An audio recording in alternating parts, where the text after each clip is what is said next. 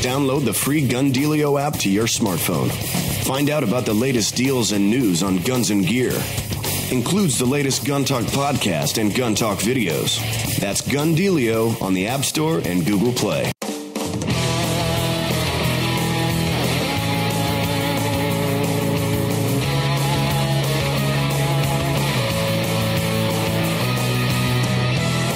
Today on Tom Gresham's Gun Talk, hear from an educator actively fighting for the right for teachers to carry on school property.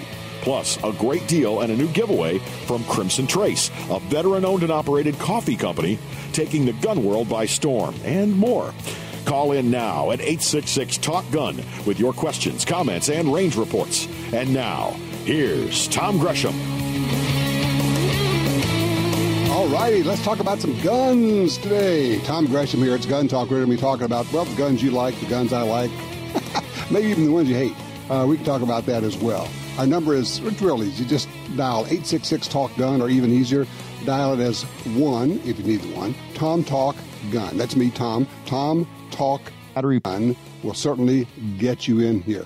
And we're going to be open lines for a while this right off the bat, first part of the show.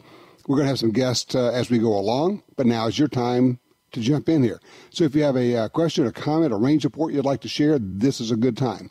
If you've been thinking about the gun control tidal wave that we're facing, yeah, I want to talk about that. I'm going to talk about that. I think we have to talk about that. There's some disturbing news. There's some things that we're looking at that appear to be overwhelming. But at the same time, I think that there is a silver lining out there. Could be, maybe, and it's up to us to make sure that happens. We'll be talking about that.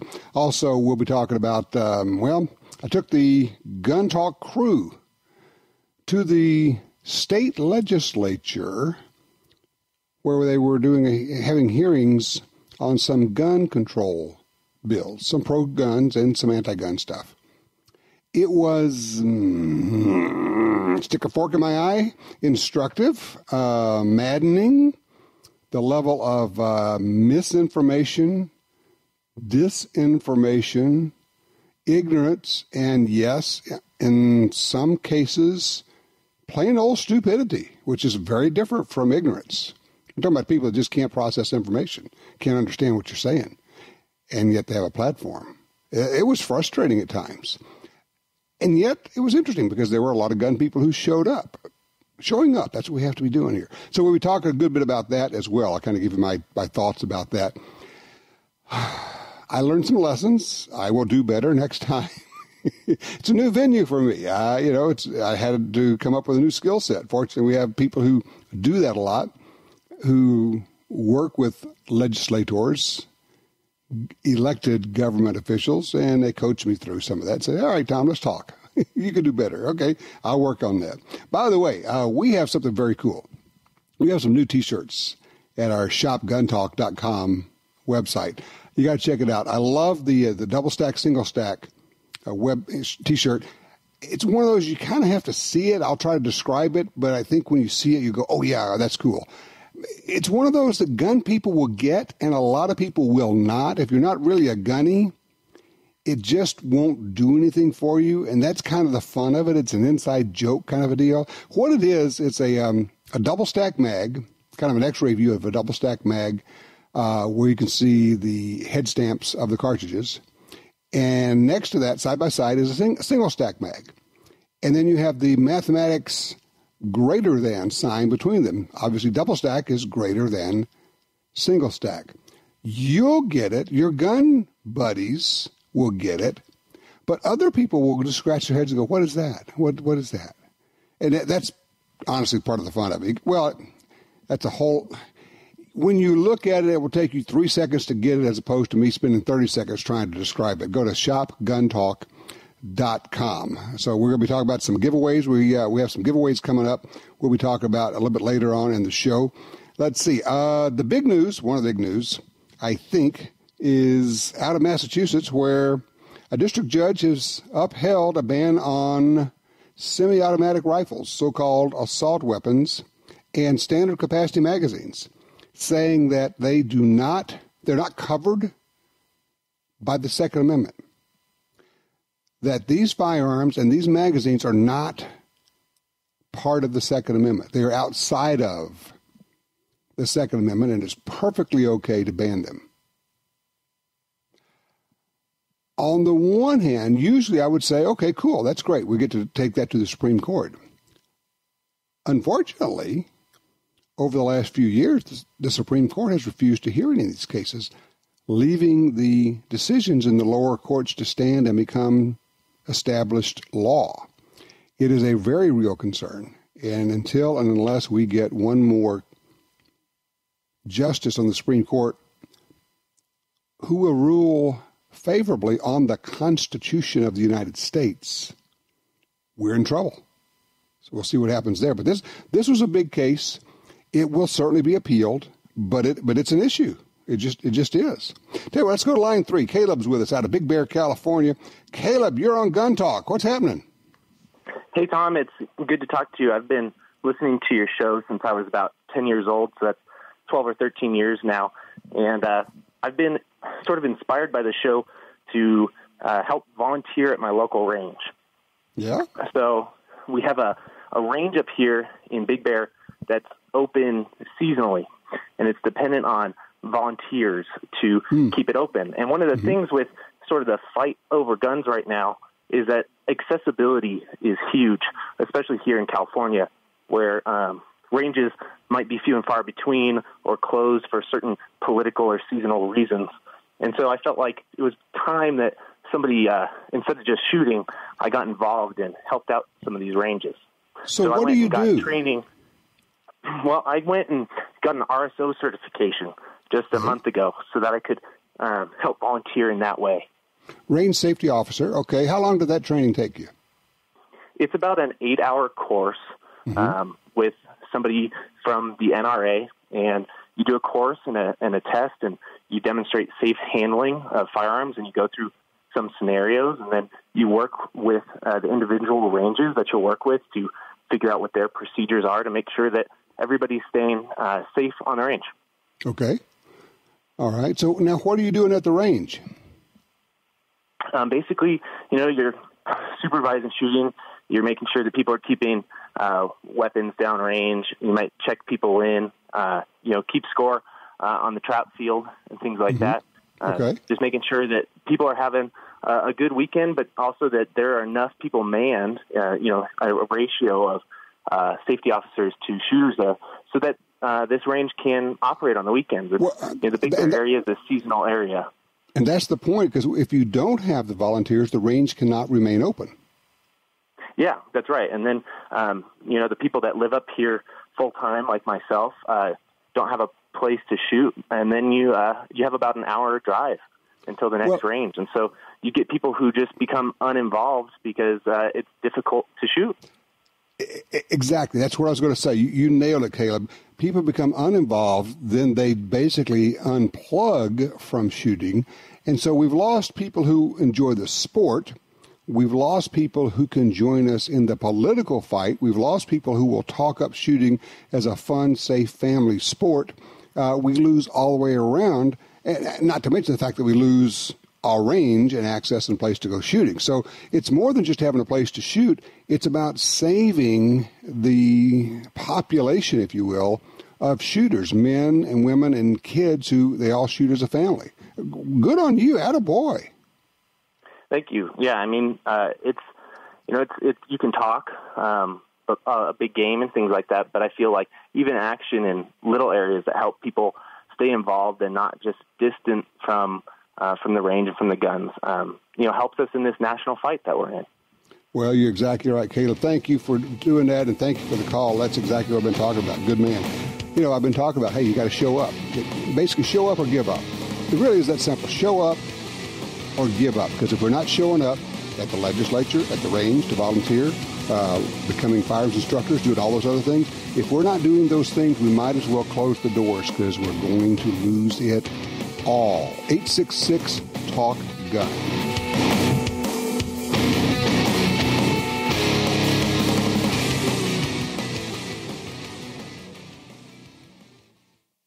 Crimson Trace announces the revolutionary link.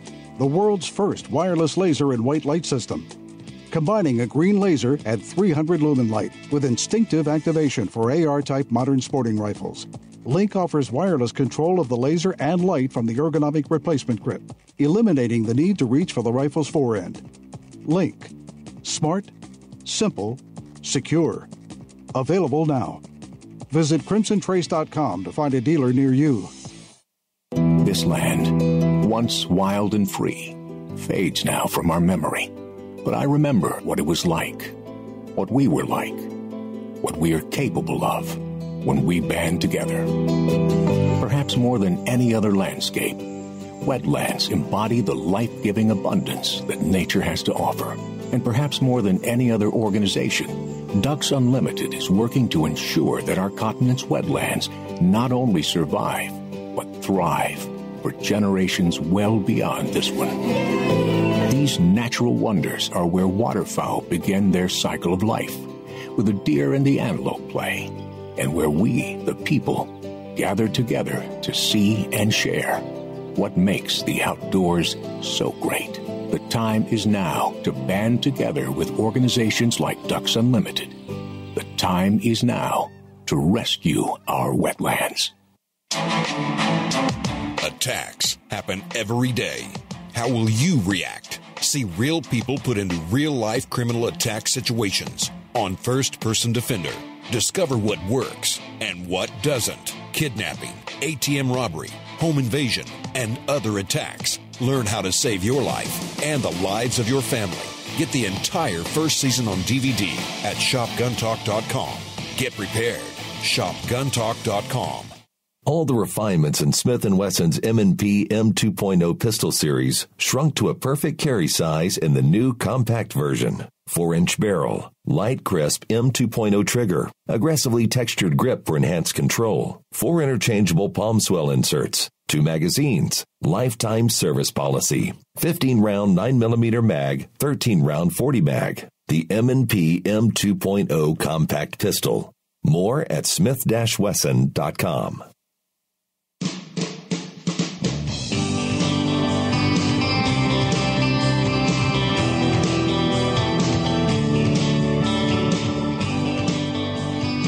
All right, welcome back. You know, I've been talking about the blink cameras. Well, look, here's something for you. Just put on your thinking cap. Imagine this. This is you.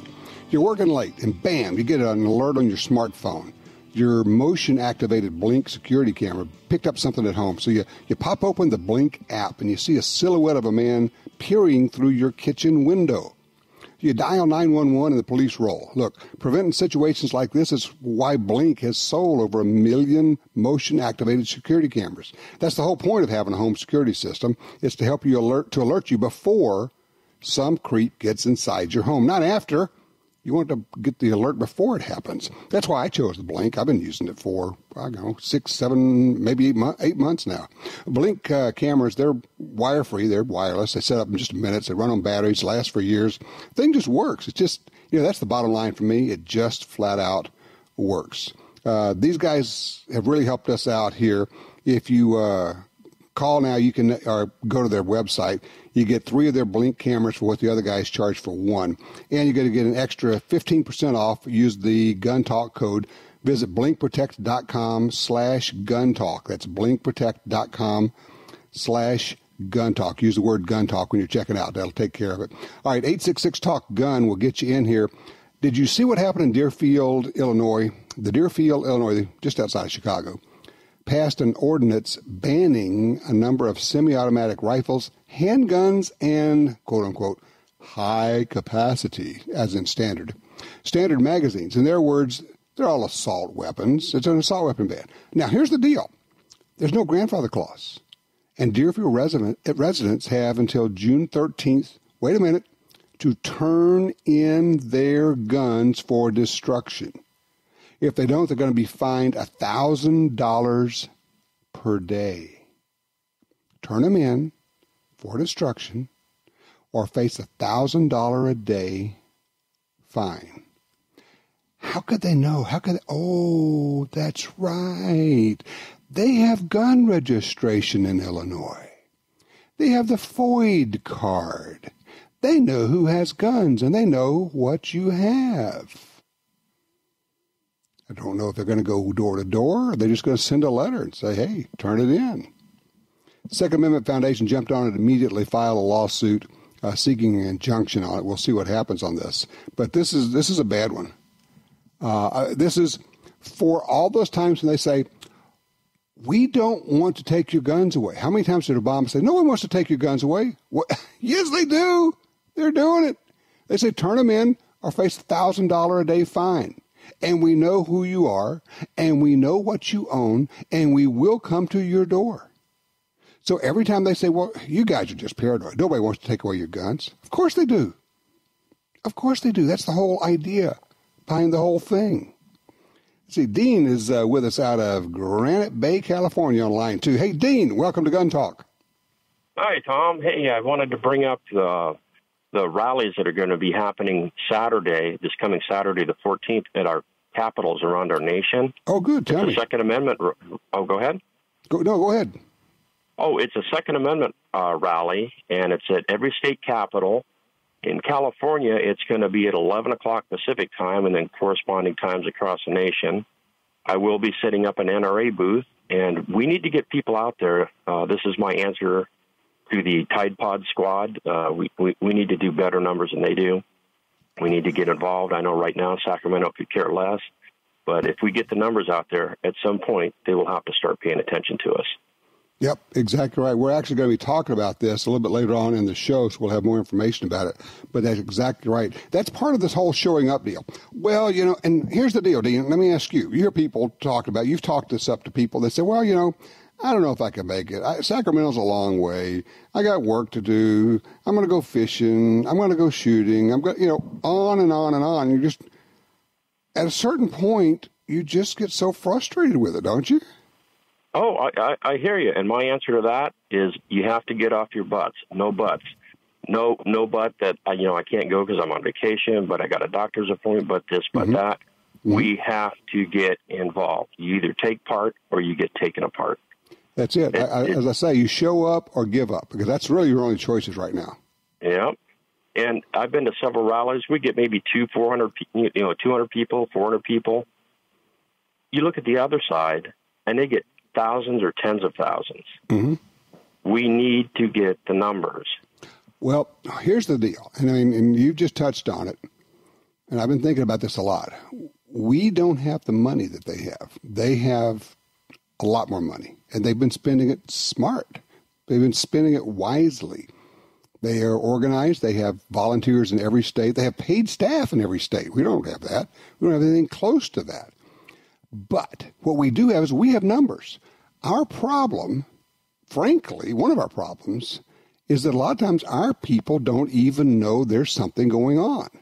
And being able to find a way to reach out and touch them and say, hey, this is going on, that's really step one, because you can't get them there if they don't know about it. So they have to know about it first. And a lot of people haven't joined their state organizations. They're not getting the alerts. It's free to sign up for the NRA grassroots alerts. You'll get emails about that. You should belong to your state group. That's step one. Okay, so for those that haven't, and here's the thing, if you're listening to Gun Talk, you probably are involved. But you know a lot of people who are not. And look, thank you so much for the call, Dean. I appreciate that. You probably know people who are gun owners who are not plugged in. That's okay. That's your job. You can plug them in. You can talk to your buddies. You can call, and literally call your buddy and say, hey, look, I know we've talked about guns before, and you've asked me about it, and we've done this. There's something going on you really need to know about. Just as simple as that. Just straight up, no apologies. I'm not, we have to stop apologizing for, look, I know this is politics, and people don't like to talk about politics. It's okay. This is the real deal. Look, say, there's something really important going on, and we're getting some carloads of people going to drive to Sacramento or to Salem or to Springfield or to Baton Rouge or to wherever, okay, to Austin. And love to have you come with us, and we're going to have a ball. We're going to go up there. We're going to, be seen, because it is a matter of putting enough bodies on the ground. Yes, emails are important. Yes, phone calls are important. But nothing says we are involved and committed, like standing there in front of them and being counted. Literally being counted. All right? So, I mean, and there it is. Matt's with us in Texarkana on line 1. Matt just let's go to Paul in Tampa on line 3. Hey, Paul, talk to me about this 9mm ammo you're asking about. Yeah, I had a Smith & Wesson 940 revolver, and I gave it to my daughter-in-law, and then I got missing it, so I bought another. And then my friends said, gee, let's see what we can do for Paul. They had too much time on their hand, so they found an old recipe for 9mm Federal rimmed. It's essentially a 9mm with a rim, just like 45 ACP can be 45 auto rim. Yeah. And some research on this is Charter Arms apparently made a 9mm revolver some decades ago. Yeah, I had one of those goofy things. Cool. Well, somebody thought it'd be nice to have some rimmed ammo for it, and apparently the ammo was made for a few months. Then somebody realized you could drop it in an old Smith & Wesson, not Smith & Wesson 38 Special, just a 38 cartridge revolver. Okay. And it would, with a certainty, blow that gun up. Not a chance it would with, 100%. Okay. So they stopped making it. So they worked up 50 rounds for me, and I say, go test it. Well, wait now. So do you have a? Let me. See if I understand. You have a revolver that's chambered for this cartridge? Yeah, Smith & Wesson 940. Okay. Why? Why? Yeah. Because it sounded cool at the time. I got that for the same reason Smith & Wesson originally made it, and then I went through the same thought process. I'm sure as a lot of policemen did, and went back to 38 Special. Yeah, I'm just going to tell you. Like, I'm going to cut to the chase here because I'm just about out of time. It's a goofy caliber. It's perfect for cartridge collectors or something. I wouldn't fool with it. I had one. I got rid of it. I still have some of the ammo, the 9mm Federal ammo, kind of goofy stuff. Honestly, if you would like rimmed cartridges in a revolver, pretty much any revolver cartridge will work. It just, I've never understood it. I don't know why they did it in the first place. And look, I appreciate it, but we're out of time and I don't much care for that thing. Be right back.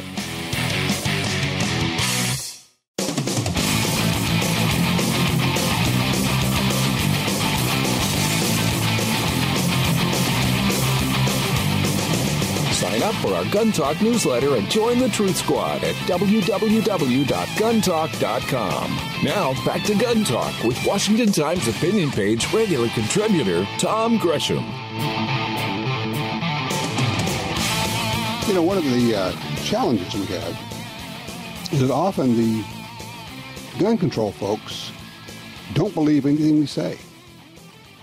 When we are trying to explain something technical about a gun or about how we use a particular firearm, they really don't believe us. When we say, well, of course, millions of people use AR-15s for hunting, they think that's a total lie. They think they're not. They first of all, they don't think they're ever used for competition. They don't think that they're used for hunting. They don't think they're used for just pure old recreational shooting. They do think that the only thing it's ever done with them is to use them for some kind of mass murder. It's difficult when you start from a position of, I simply won't believe a word that you say, as opposed to, well, let me listen to what you have to say and measure it and see if it makes sense. That at least is a bit of an open position. But when you simply shut it off and you say, I'm ignorant, but I'm okay with that. And now, look, that's not what they're saying. Actually, what they're saying is, I know what the facts are, and I know that you're not telling me the truth. That's a typical place for us to be when we know from personal experience that these are just semi-automatic rifles. They're just rifles. Somebody said, well, help me explain what an AR-15 is good for. I said, it's good for everything that any other rifle is good for, because it's just a rifle. Let me talk with Raymond a second. He's out of Bossier City on line 4. Hey, Raymond, Louisiana. Interesting place right now, isn't it? Oh, yes, it is, Tom. Yeah, we've got some bills going through the legislature that a lot of folks in Louisiana, it's kind of like a lot of states, they were saying, well, that'll never happen here. But we already had a bill passed out of a Senate committee to ban the sale of semi-automatic firearms to people who are 18, 19, 20 years old. We have gun bans coming up. We have magazine bans coming up. We have a lot of things coming up that people are saying, oh, that doesn't have a chance of passing. I'm telling them, oh, yes, it does. It has an excellent chance of passing. Inattention is always a big problem. And that's why I called, actually. I wanted to call to thank you and the people that come to our committee meetings and speak truth to this misinformation that's out there. So tell me about yourself. What's your involvement in all this? Well, I tell you, I never had any interest in politics. I'm a Air Force veteran. I retired from the reserves, got my own businesses and whatnot. But after seeing the way policy is going around this state and being encouraged by some friends, I decided I would run. And now I'm faced with these things. And sure enough, our fears are warranted by the people out there that are fighting against fundamental rights that are just recognized by the Constitution. I mean, we have rights, and the Constitution, it shows, hey, they are certain, and you have them, and yet people are still trying to take them away. Now, Raymond, help me out here. When you say you decided you would run, what did you run for? I'm a representative, so I was on that criminal justice committee where you came and testified. Okay, so you are a state representative. You were sitting up there in that committee that I testified in front of. Yes, sir, and I recognized your name right off the bat, and I said, here's the man we can trust to know the truth. Well, I appreciate that. I appreciate what you're doing, but I got to tell you, I'm more than kidding when I said, when it's all over, I just wanted to stick a fork in my eye. It was so frustrating because you got some folks on that committee who simply don't care what any of the facts are. I don't know how you deal with that all the time. It is difficult, and you know what? People are they're denying the truth to themselves, and that's just sad. I think we need to go back to reading some commonplace books back just a few decades ago when people were reading 1984 and stuff like that and see what could be, and people just refuse to believe what could be if we didn't have the Second Amendment. Raymond, I'm assuming at this point you're a Republican. I think that's a pretty fair assumption. Yes, I am. Okay. One of the things I came away with, and it was, I know I sound naive on this, okay? I get that. But I'm not really a political animal. But I'm sitting there watching what was going on, and I came away thinking, to the bulk, maybe the entirety of the Democrats who are on the committee and maybe in the legislature, they are voting as a bloc, and they're voting against gun rights. And I don't know that there's any amount of logic or talking or persuasion or information being presented that will change that. And I've always said, look, you can talk to anybody, whether it's a D or an R. I came away at the end of the day thinking, you know what? Just no. You just are going to have to vote them out and put in R's. And it's not where I wanted to be, but I think it's unfortunately, where we are in many cases. Well, that's sad because you would think that no matter what label you have behind your name on the ballot sheet, that you could have reasoned argument about anything and with a recognition of what history teaches us. But like you said, a lot of times people get into this voting as a block instead of seriously considering what does this mean to us, what does this mean to our country, and what's important for the future if we accept some of these beliefs. Well, I appreciate you being up there, and I promise I will do better next time because I got pretty wrapped up and pretty fired up and probably did not comport myself in the way you should in front of the legislature. And for that, I do apologize. No, you actually did really well, and I do want to encourage anybody who has a fundamental understanding of what the Constitution affords us to come out there and testify, because when the committee members look out there and there's no one in the crowd, they think this issue doesn't interest anybody. And even if it may not interest anybody, it is of interest. Its implications are to all of us. So anybody that wants to come out there and take a stand, do that with composure, though. Do that with civility, and you can make a big impact on the way people vote. Even if you're not changing their beliefs, they'll have an understanding of what the people want. So showing up really does matter. Oh, yes, sir. Very, very important. Well, there you go. From an elected official, one of our state legislators. And Raymond, I appreciate it. I did not know you were going to call in. And thank you for what you do. And thanks. I'm going to try to be there as often as I can. That's the other thing. You have to keep showing up. We had one of the Moms Demand Action people said, I've been here 8 times in the last 10 days. That gives you an idea of their level of commitment. We have to be equally committed. That's correct. And once again, I want to thank you for coming out there and talking. And I encourage everybody out there that has a fundamental belief that the Second Amendment is so vital to us to come out there and testify on these bills. We got to have that input so people realize that we're just not going to be lambs out there and sheep to the slaughter. Very good. Raymond, thank you for your help. I'll be seeing you in the legislature. All right. You take care. All right. I'll tell you what, let's do this. It's not fair. We got a guest we've got lined up. I had him wait for this call. When we come back, we're going to be talking with a true Second Amendment activist, somebody who's really doing some work out there. Let's take a break here. We'll come back and do that. Our number is 866-TALK-GUN. I'm Tom Gresham, and this is Gun Talk.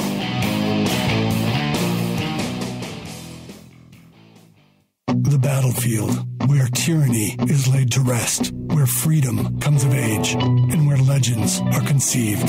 Introducing the FN 509 handgun, a direct result of over 1 million rounds of testing, descended from over 125 years of the world's most battle-proven firearms on battlefields both foreign and domestic. The FN 509, a legend in the making. Learn more at fnamerica.com.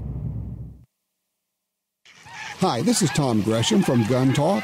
America is losing critical wildlife habitat at a rate of 1 football field every hour. It's happening on the Louisiana coast, but it's critical to all sportsmen and conservationists. These precious wetlands provide winter habitat for more than 10 million ducks and geese annually, waterfowl that migrate north through dozens of states. Don't shrug it off. Get involved. You can help. Visit vanishingparadise.org. Meet Sid. Sid doesn't check for traffic updates. Sid does simplify suppressor ownership. Meet Sid, the new interactive kiosk that makes the fingerprinting and paperwork of silencer applications quick, easy, and pain-free. If you're ready to own a silencer, make time to meet Sid, your new buddy in the silencer business. Available at selected Powered by Silencer shop retailers.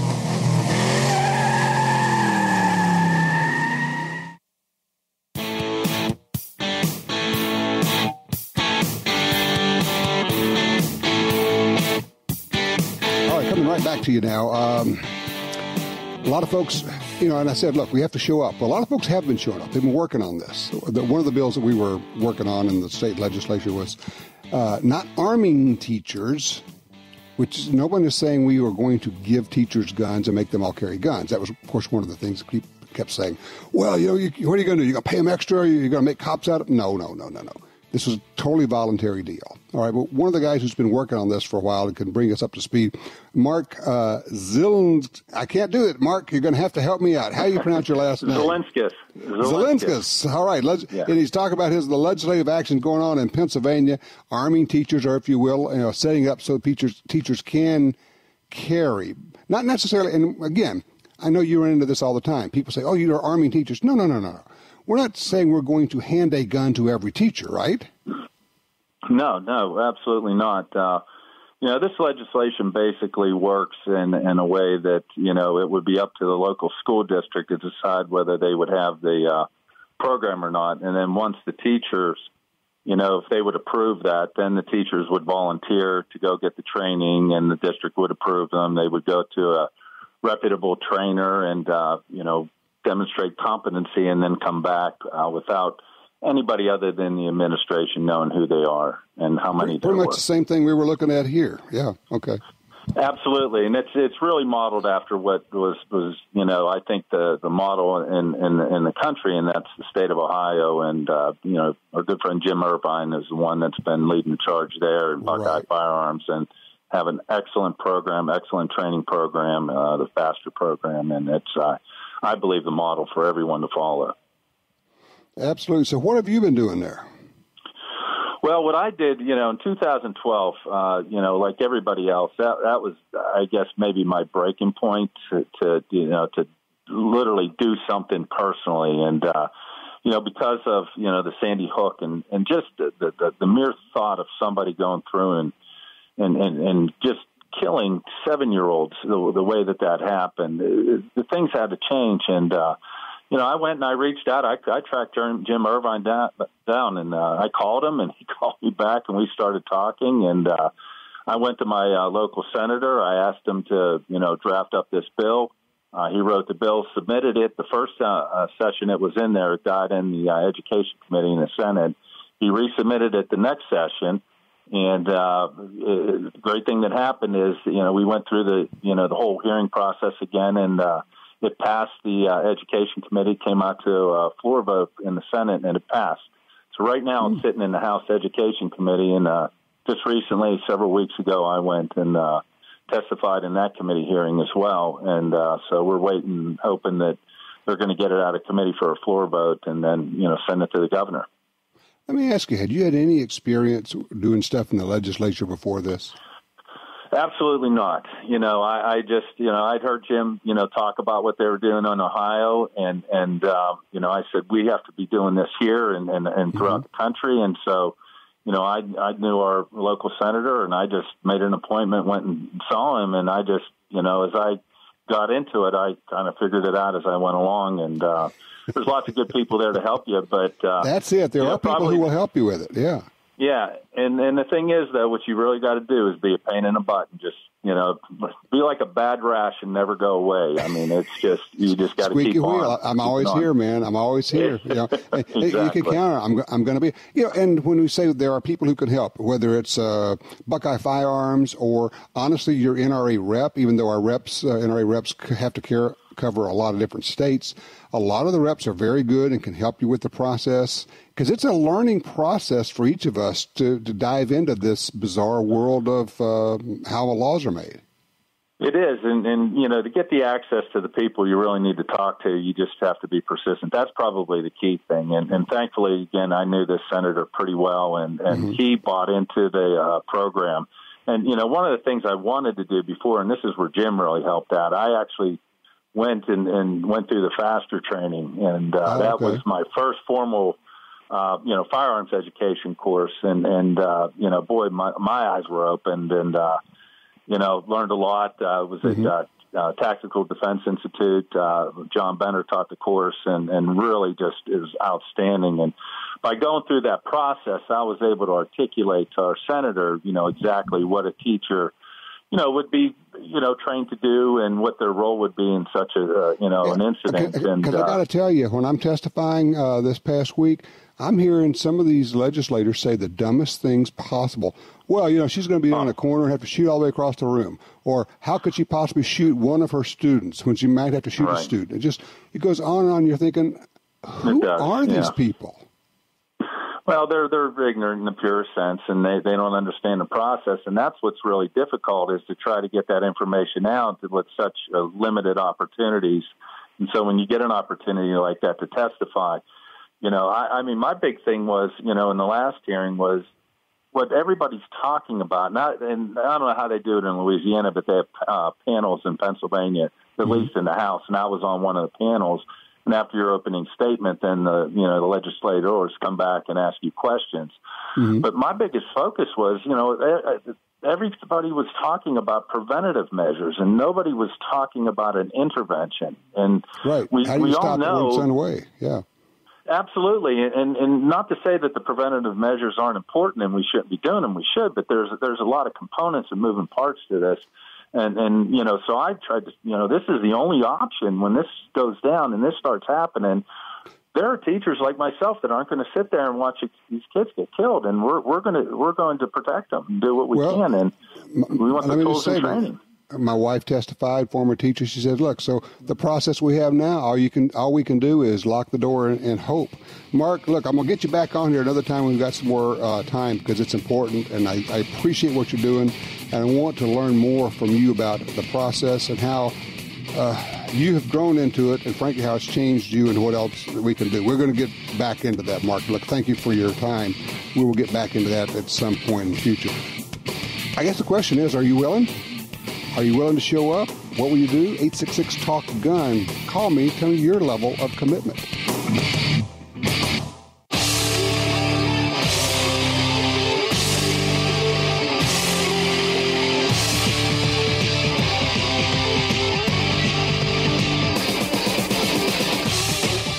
All right, let's go straight to the phones. Vance is in Reno, Nevada on line 3. Hey, Vance, it's an interesting question. What do you got here?